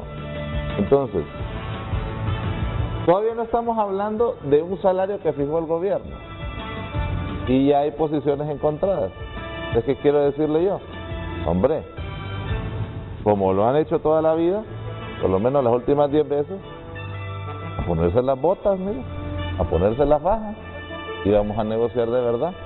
Si no lo hacen, el primer responsable son ellos mismos, porque la ley les deja facultad. Yo no quiero hablar aquí porque no sé cuál es el valor que si nos corresponde fijar, todavía no lo sé. Si nos corresponde fijarlo, lo vamos a fijar, eso sí tenga 100% de seguridad. Pero que no me vengan a decir ahorita en este programa ese tipo de expresiones cuando la pelota está en la cancha de ellos, no está en la cancha mía. Si llaman a una reunión y no se ponen de acuerdo, entonces va a estar en la cancha del gobierno. ¿Qué hacemos nosotros? Decirle, ojo, ese es un derecho de la gente. Si no lo fijan ustedes, es el gobierno. Eso no lo digo yo porque me lo inventé, así lo dice la ley del salario mínimo. Mire, parte de la concepción del modelo que decía don Nelson es cierto. La desigualdad que se da simplemente porque usted mira el mercado de trabajo hondureño. Hay cualquier cantidad de empresas que no cumplen el salario mínimo. Esa es una realidad. Y eso es lo que genera, se llama desigualdad. Desigualdad. Así que si esto está en cancha de ellos, cada quien asuma sus responsabilidades. Cada quien la asuma, porque hasta ahorita llevamos 6 meses y ellos no lo han asumido. Entonces, ¿a quién le toca responder? A nosotros, y si lo dice la ley. Si no lo asumen porque llegan a un acuerdo, le corresponderá al gobierno hacerlo. Pero no vengan a decir que es este porcentaje u otro, y todavía ellos no han hecho su parte, su papel. El ministro coordinador general de gobierno, Carlos Madero. Vamos a la pausa y después de la pausa, señores, el estado de Próspera ya determinó ya aprobó, mejor dicho, la criptomoneda. Yo leí el titular así, a 5 columnas, y luego veo la siguiente información. En abril de este año firmó la resolución que aprueba las criptomonedas calificadas para el pago en Próspera, sin la autorización, pues no la necesita del Banco Central de Honduras. ¿Ve? Miren, palabras mayores. Me voy a poner de pie porque quiero leer esto que dice la prensa. Eso es grave. Sí, es gravísimo. Dinero digital. Sede de Roatán ya aprobó la criptomoneda. En abril de este año se firmó la resolución que aprueba las criptomonedas calificadas para el pago en Próspera, sin la autorización, pues no la necesita del Banco Central de Honduras. Los residentes de esta sede, está hablando de Próspera, podrán usar Bitcoin, Ethereum, ¿cómo se pronuncia? Esa es una criptomoneda. Sí. Ethereum. Fíjate que es la primera vez que escucho el nombre de esa criptomoneda. Es que Bitcoin es la que más escucho. Virtual. Ethereum, es que tengo una compañera que le ha ido bien con las criptomonedas. Sí, claro. Nuestra productora de TN5, Raquel Romero, le ha ido muy bien con las criptomonedas. Pero hay razones, salvo cuando sea una criptomoneda que es apoyada por el Banco de la Reserva. Y aquí tengo a otro compañero, Juan, aquí en Televicentro, que ha invertido en criptomonedas y me dijo el otro día que ya tenía un poquito más de $10,000. Sí, pero ya los han recuperado. Ya los recuperó. Perfecto. Ya los tiene en cuenta. Sí. Bueno, los residentes de esta sede podrán usar Bitcoin, Ethereum, DAI, USDC o USDT o aquella criptodivisa. Me parece que estoy en aquellos años de los 80, 70, de lo que iba a pasar en futuro cuando leo este lenguaje. No, pero es que es correcto en términos de nuevas correcto, así es. monetarias, pero el problema es que lo aprueben dentro de un país. A eso vamos, el Estado general. Los residentes de esta sede podrán usar todas estas criptomonedas que les he dicho, o aquella criptodivisa que haya sido emitida conforme a la normativa de Próspera sede como moneda de curso legal. Así que ya hay un estadito en Honduras que aprobó otra moneda. Y van a continuar. Vamos a la pausa. Y eso solo es el comienzo, Renato. ¿Solo es el comienzo? Sí. Excelente, vamos a reflexionar sobre esto. Yo sé que usted está muy enterado también de esto y tiene su posición sobre las zonas de empleo y desarrollo económico. Me estoy refiriendo al ministro coordinador general de gobierno.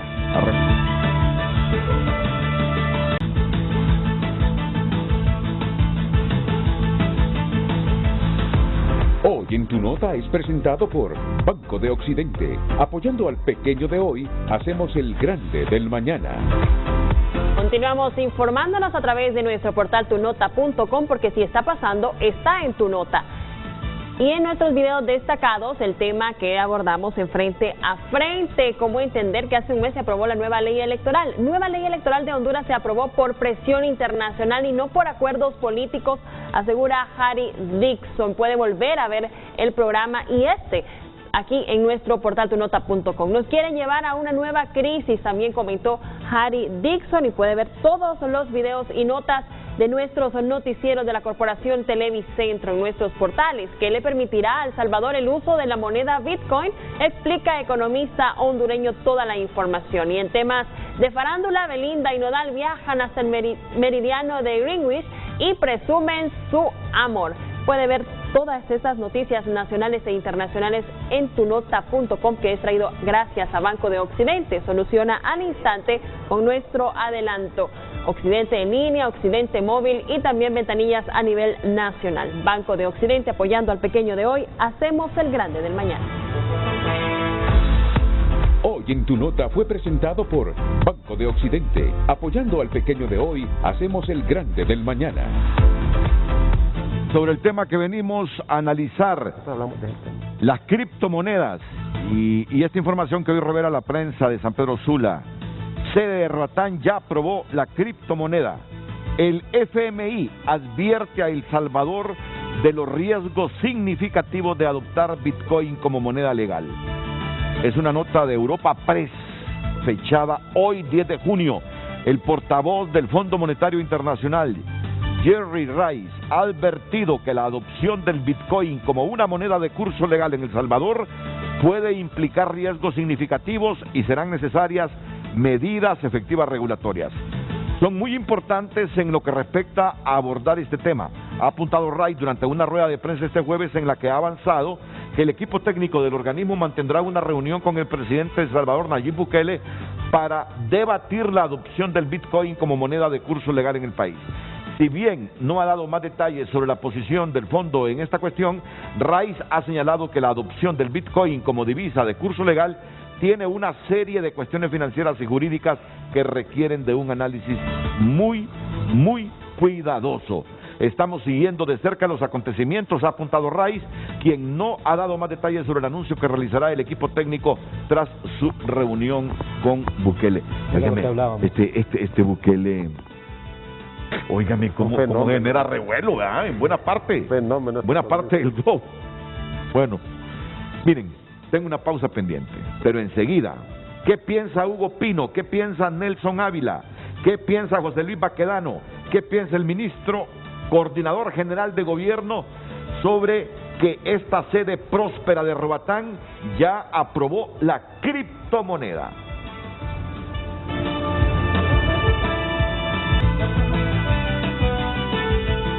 Damos lectura a sus mensajes en nuestras redes sociales. Iván Drago: es una burla. Ninguna familia puede siquiera alimentarse con 10,000 lempiras al mes.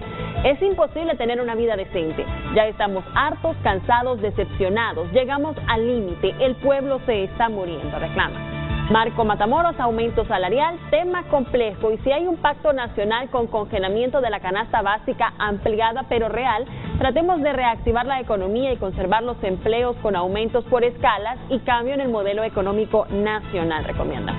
Edgardo Mejía: en un año electoral es fácil saludar con sombrero ajeno. Juan Orlando Hernández: va a desquitarse la espinita que le salió con los empresarios por la sede y al mismo tiempo va a hacer campaña política diciendo que él decidió y da el aumento por el bien del pueblo, por el cual se desvela todos los días. Adiel Rivera: un aumento salarial significa menos capital en el bolsillo de los empresarios para producir, pero también no descarto que el salario actual es incongruente en comparación al costo de la canasta básica. El aumento sería aceptable si el capital aumentado se quedara en Honduras. Eduardo Ulloa: un punto toral que nadie toca porque los sueldos no se ajustan a la realidad, es un producto de la devaluación del lempira. Ha perdido poder adquisitivo con el salario mínimo, no cubre necesidades básicas, alimento, vivienda, salud, educación, recreación. ¿Cuál debería ser el salario mínimo para cubrirlas? Terminamos con Edgardo Rodríguez, el que estaba. Okay. Sí. Edgardo Rodríguez comenta: creo que es irrelevante. Al menos en mi caso tengo más de 10 años de trabajar en la misma empresa y solo he recibido un aumento de 500 lempiras en todo este tiempo. Agradecemos sus mensajes. Muchas gracias, Gabriela. ¿Qué repercusiones tiene esta decisión? ¿Qué repercusiones tiene para el Estado de Honduras esta decisión de la sede próspera de Roatán de aprobar la criptomoneda. Hugo Noé Pino. Bueno, Renato, es algo que se debe de esperar. En franca violación a muchos artículos de la Constitución de la República, la ley orgánica de las sedes le concede a el Comité para la Adopción de Buenas Prácticas casi una capacidad legislativa. Ellos pueden aprobar cualquier cosa a propuesta del secretario técnico. Lo que se ha hecho en estas sedes es crear un órgano legislativo que es el que aprueba las normas y un secretario ejecutivo que viene siendo las funciones de presidente porque es el que propone la adopción. Y lo que ha sucedido, pero es que es impresionante, es que todas estas labores legislativas, establecer impuestos, por ejemplo, la ley orgánica señala que para las personas jurídicas no debe ser más de 16%, para las personas naturales no más de 12%, el impuesto sobre venta no más de 5%, pero puede ser 0, puede ser 3, puede ser 4. ¿Y quién lo va a definir eso? Lo va a definir el Comité para la Adopción de Buenas Prácticas, que es a propuesta del secretario técnico. No queda la menor duda de que es un estado dentro de otro estado. Además, este comité está compuesto por 21 personas que casi nadie conoce, 16 de ellos extranjeros, y los nacionales, gente vinculada al gobierno, Eval Díaz, Ricardo Cardona, Octavio Sánchez, y no recuerdo los otros nombres. Maduro. Creo que Castillo también está ahora, Ricardo Maduro, que aparece en la Ricardo Maduro Joel. Entonces, no deberíamos de extrañar, esto de las criptomonedas es solo una de las cosas que vamos a ver en el futuro de este Frankenstein que ha construido el gobierno a través de las sedes, que tienen toda la capacidad de apoderarse de toda la costa atlántica y de toda la costa sur del país, bajo el pretexto de crear empleos. Como durante 8 años han fracasado en la política de creación de empleos, ahora se viene a crear este espejismo económico. En este momento, y con todo el respeto que le tengo a mi amigo Carlos Madero, el gobierno de la República lo que debería de estar es rindiendo cuentas, diciendo por qué los 600,000 empleos que prometieron con el Plan 2020 no se han cumplido, por qué los 13,000 millones de dólares en adopción de inversiones no se han cumplido. Entonces, realmente estamos viviendo, Renato, tiempos peligrosos con esto del salario mínimo, las sedes que son realmente algo que no se puede aceptar. No se puede aceptar, y aquí quiero hacer una advertencia muy clara que viene surgiendo y va a agarrar fuerza de la población hondureña. A los inversionistas, así como lo señala el COEP, que están buscando o que han establecido sedes, mucho cuidado, porque van a perder su dinero. Los hondureños no vamos a permitir que vendan el territorio nacional. Así es. Y eso deben de tomarlo muy en cuenta. Muchas gracias, doctor. Tendrá una última participación. Y otro economista, Nelson Ávila, ¿cómo valora usted ya esta decisión de la sede? El 25 de abril del 2014, junto con el licenciado Edwin Sandoval, interpusimos un recurso, una acción de inconstitucionalidad de las sedes. Porque aquí se ha manipulado. Claro que la Constitución habla de zonas especiales de desarrollo, pero no vendiendo el territorio. Primer punto. Segundo punto. Está en juego casi 1/3 del territorio, entre lo que es la ribera caribeña y la ribera pacífica. Me pregunto yo, ¿y qué dicen los que dirigen ahora las Fuerzas Armadas cuando dicen lealtad, honor y sacrificio? Como siempre les he dicho yo, ¿lealtad a quién? ¿Honor de qué? ¿Sacrificio? ¿Cuál? ¿Me explico? Sean coherentes. Nosotros interpusimos un recurso también de traición a la patria. Aquí son traidores a la patria todos los del gobierno actual, en realidad, que han tomado esa decisión y que otros apoyan etcétera, por acción, omisión, etcétera, también ex jefes de la Fuerza Armada desde el 2013, cuando se tomó esa decisión, son corresponsables. Nosotros interpusimos un recurso de eso ante la Fiscalía. No sé qué ha ocurrido contra los que han sido jefes del Estado Mayor Conjunto, precisamente porque están violentando la Constitución. Tercer punto, como muy bien dice uno de Pino, este es un espejismo de generación de empleo. Vea, para generar empleo en Honduras hay infinidad de formas como usted lo puede hacer. Pero está en contra la ausencia de un Estado de Derecho, está en contra una violación permanente de la constitucionalidad, está en contra la modificación permanente de las leyes como ocurre en nuestro país, está en contra la lacerante corrupción en Honduras, está en contra la inmensa mayoría de pobreza en nuestra nación, está en contra la inseguridad, etcétera. Entonces, le adelanto, las criptomonedas, sin duda alguna, es la nueva forma de cómo se harán las transacciones.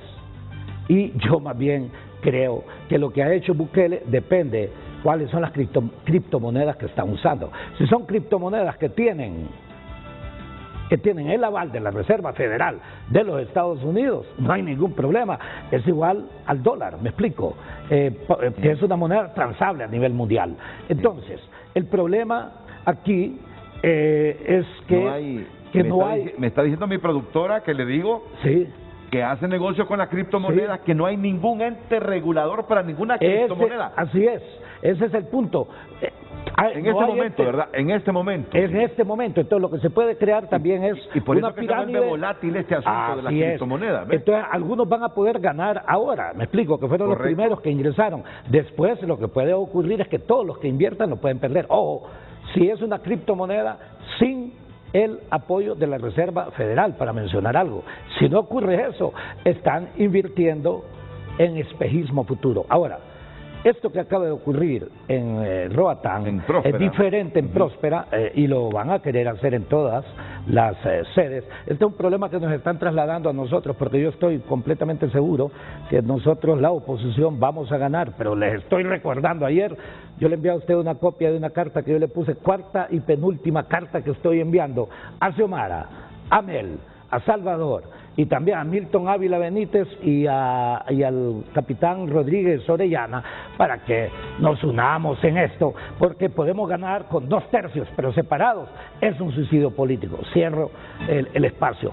Entonces, no es lo mismo la decisión que acaba de tomar Bukele, que es el presidente de El Salvador, a la decisión que están tomando en Roatán. Y entonces lo hemos dicho insistentemente, nos están dejando el problema a los que de una u otra forma somos los ciudadanos que vamos a reconstruir la nación, y todos los que están tomando decisiones en este momento, pésimas decisiones, antipatriotas, en realidad yo les digo, lamentablemente, esto es traición a la patria, y la traición a la patria es imprescriptible.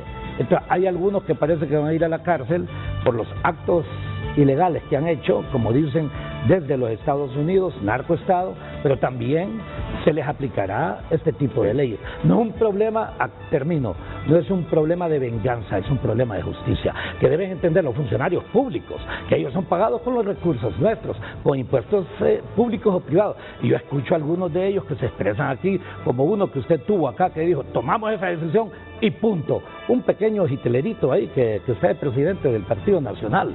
Y, óigame, o sea, cuando usted se expresa en esos términos, lo que usted está generando es mayor conflictividad. Pero créame que aquí no hay inteligencia. ¿Por qué? Porque no hay pensamiento en la nación. Si hay pensamiento en la nación, uno no se equivoca. ¿Y los obreros qué piensan, José Luis? Aquí tenemos problemas estructurales históricos. Vamos a ver el tema histórico cuando nos vendieron que el enclave minero iba a ser la panacea que iba a resolver el problema del país. Es falso. Destruyeron toda la infraestructura que teníamos. Luego pasó eso y no pasó nada. Luego vienen y nos meten en el imaginario que el enclave bananero es la panacea, ¿no? Igual, ahí tenemos ningún resultado positivo. Luego nos dijeron que el enclave palmero pasó y no ha pasado nada. Y ahí nos dijeron que la maquila iba a ser la panacea, que iba a resolver el problema del país, y ahora nos vienen a decir que las sedes Yo creo que hay que tener cuidado en esto porque yo siempre sigo diciendo, la patria no se vende, la patria se defiende. Y hay traidores a la patria que más tarde o más temprano tendrán que ser juzgados. Ya vemos con él lo que están haciendo, ¿verdad? Ya están actuando de forma independiente. El Estado tendría que tener algún control, porque no es posible, ya van a aparecer un nuevo código de trabajo, un código penal, sus propias leyes, y no sé qué es lo que va a pasar a futuro, ¿verdad? Pero yo creo que tenemos la obligación moral, los hondureños, de defender nuestra soberanía. Gracias, José Luis. Ministro, ¿y usted qué piensa de todo lo que afirman los tres panelistas presentes? Esto es un apartheid, esto es una segregación del territorio, pero también es segregación de la población. Miren, yo creo, Renato, que en un país la democracia tiene que ver con la forma de expresarse. Y creo que todos tenemos razón en la forma de expresarnos. Y las propuestas que hacemos para resolver los problemas estructurales de Honduras tienen que ver con la diversidad de pensamientos. Usted habló al principio de Singapur. Pues sí, Singapur tiene una sede también. Entonces, así como las criptomonedas, yo no conozco de criptomonedas, no conozco nada. Yo tengo que ser sincero, no conozco de criptomonedas. No le puedo dar una referencia de su impacto, ¿no? Lo que sí conozco es que el mundo va cambiando y que el mundo requiere nuevas formas. Sí. Y yo creo que el proceso electoral se enmarcará en quién trae esas nuevas formas. El Partido Nacional tiene las sedes como un mecanismo de empleo. Ahí está, yo creo que es una propuesta, ¿verdad? Creo que todo mundo tendrá que presentar cómo espera que ese empleo se cree, porque al final lo que nosotros esperamos es lo que la gente quiere. Cuando se empezaron las zonas libres, todo el mundo empezó a decir que las zonas libres, fue un debate igual, muy parecido al que tenemos nosotros hoy. Hoy tiene 150,000 trabajadores las zonas libres de Honduras. Pero no se vende el territorio. Yo no digo que el mecanismo no deba ser perfectible, pero creo que la forma de cómo ocurre no es nueva en el mundo. Hay otros países que tienen zonas de empleo, ¿verdad? Y yo creo que eso es lo que debe primar para el bien común. Si alguien tiene la posibilidad económicas sí existen, pero de no, encontrar, sedes no existen en Singapur. Así es. No es lo mismo. Si yo tengo la posibilidad de generar un bien común para la gente y tengo el mecanismo, yo creo que está bien, ¿verdad?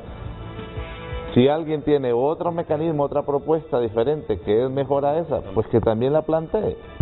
Pero definitivamente Honduras, así como va a pasar en otros países, tiene que entrar en una dinámica mundial que no solo lo estamos viviendo nosotros, lo están viviendo muchos países del globo terráqueo. Por lo tanto, yo creo que las sedes vienen empezando, no hay que decir que eso está terminado, yo creo que vienen empezando, pero que es un modelo que está ahí, que es perfectible y que genera un régimen especial. Yo me pongo a pensar, si usted va a trabajar a Houston, por ejemplo, y encuentra condiciones en Houston que son buenas para usted, ¿por qué una sede no debería tenerlas muy parecidas acá, para que usted en vez de que migre a otro país lo pueda encontrar acá? Pero los Estados Unidos no cede ese territorio en Houston. Sí, pero puede tener condiciones iguales acá. Sí, pero entonces, sin vender el territorio. Es que el problema es el territorio. El problema es cómo usted lo concibe, ¿verdad? Entonces, yo creo que el debate de la concepción de las sedes es un debate que no va a durar solamente ahorita por la coyuntura electoral, sino que va a durar un buen rato. Y yo creo que todo lo que nosotros pensamos está bien. Yo no debería estar justificando y justificando que uno tenga más razón que otro, pero que tenemos que evolucionar una zona especial que efectivamente nos genere mejores condiciones, creo que está bien. Así pasó cuando se hizo las zonas libres, que son zonas libres de impuestos. El debate fue el mismo. El territorio. Sí, eso es lo que no pero son totalmente pero yo creo que la soberanía en la sede está totalmente estructurada dentro de la Constitución. Como le decía, yo creo que el mecanismo como mecanismo de generación está la propuesta. Igual pasó con la policía militar. Es decir, para usted ¿verdad? no se cede la soberanía. Para mí no se cede la soberanía, lo que se tiene que invertir sí bien. es en el sistema Hay que leer regulatorio. bien, está ¿verdad? bien claro que y se cuando cede uno la tiene un soberanía. sistema regulatorio correcto, entonces efectivamente la zona va a ser perfeccionable. Pero que la zona como tal, el régimen como tal, tiene una gran oportunidad, ya lo vimos ahorita también en El Salvador con lo que pasó también con China. Una buena parte del territorio se va a convertir literalmente en una zona de desarrollo de China. Así que... son zonas especiales de desarrollo, pero no son sedes.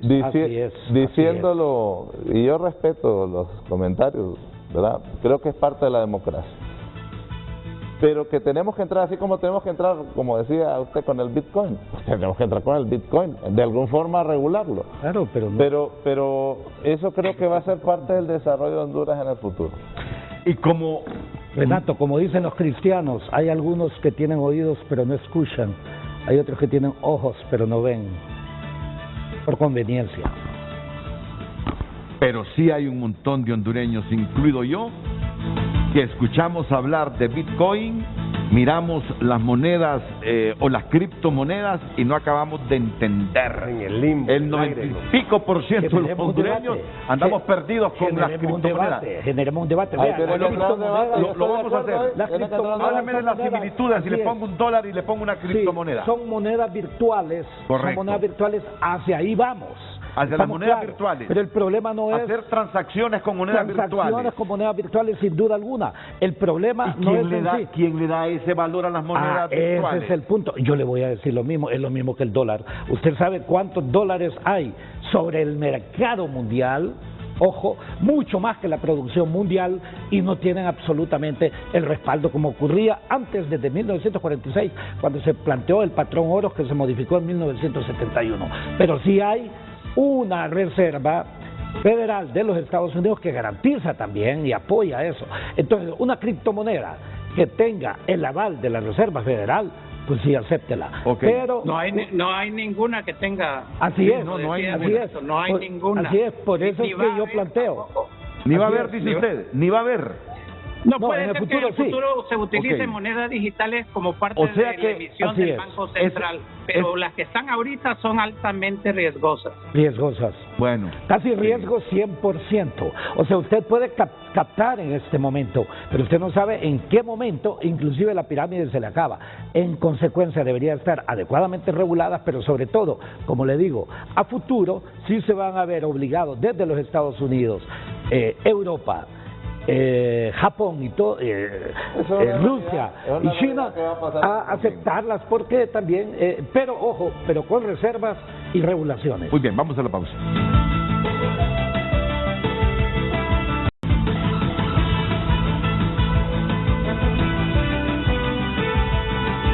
Me he pasado de tiempo, otra vez, por enésima vez. Unos 30 segundos, doctor Pino, para hacer una valoración final sobre el tema central que comenzamos a debatir.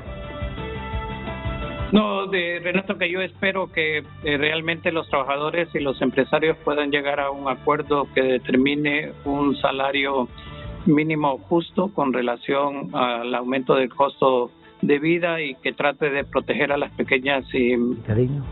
y microempresas, que son las que más han sufrido con la pandemia y las dos tormentas tropicales. Muchas gracias. Hoy es un día clave. Hoy es un día clave.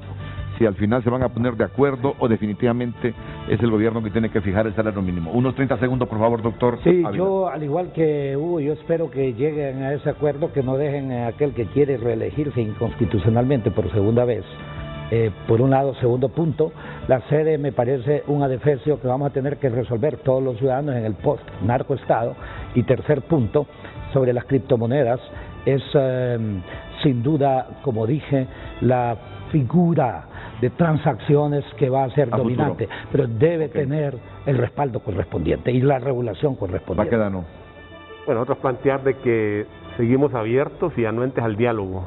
Estamos dispuestos, solo es que nos pongamos de acuerdo los empresarios y los trabajadores y nos podamos sentar y ver si todavía existe esa posibilidad, tenemos ese espacio. Y si no hay, pues cerremos el proceso como dice la ley, ¿vea? Y esperemos que si va a tomar una decisión el gobierno sea dentro del marco jurídico no torciendo la ley, porque ese es uno de los grandes problemas que hemos tenido en el país, la inseguridad jurídica que hemos estado viviendo. Okay, muchas gracias, José Luis. Ministro Carlos Madero. Bueno, el gobierno de Honduras está listo. Si le tocase tomar la decisión de fijar el salario mínimo, es una atribución que la ley le permite. Nosotros esperamos que los trabajadores y los empleadores, lo ideal es que lleguen a un acuerdo, pero si no pasa, estamos listos. El presidente Hernández no se va a reelegir. Él termina su mandato el 27 de enero. Y bueno, mire que hasta se dio Renato. Y esperamos que en el marco de respeto también con los compañeros, efectivamente vamos a cumplir nuestra obligación de tener un salario mínimo vigente para todo el país este año, si Dios lo permite. Muy bien. Gracias. Muchas gracias por ser gentiles y estar en el programa. La última pausa.